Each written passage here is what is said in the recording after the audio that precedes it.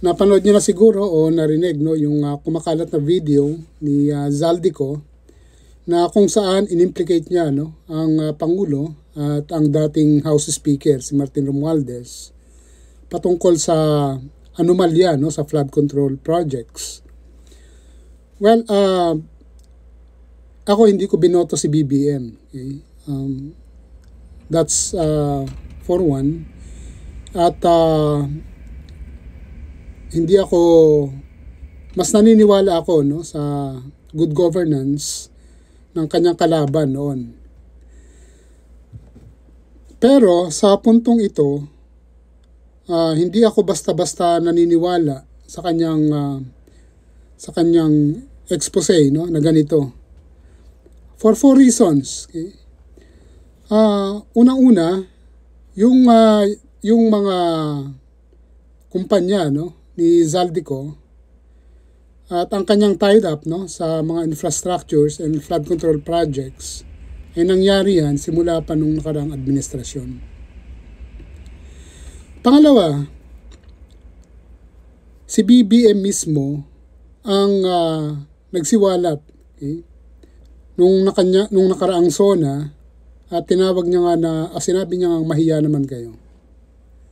So, anong logic doon? Kung ikaw mismo ang pinuno ng mga anomalya na katulad ng ganyan, sigurado hindi mo na i-call out yung mga nangyayari. So, number 2 yon.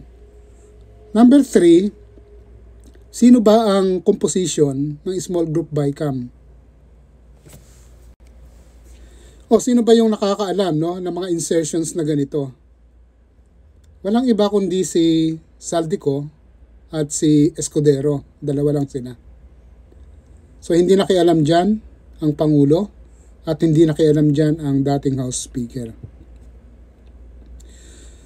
Pang-apat, okay, at pinakahuli na argumento rito sa kanyang pinapakalat na video, bakit hindi siya umuwi at personal na harapin itong kanyang kinakaharap na mga aligasyon? Bakit kinakailangan niya pang magtago? So kung hindi ka guilty,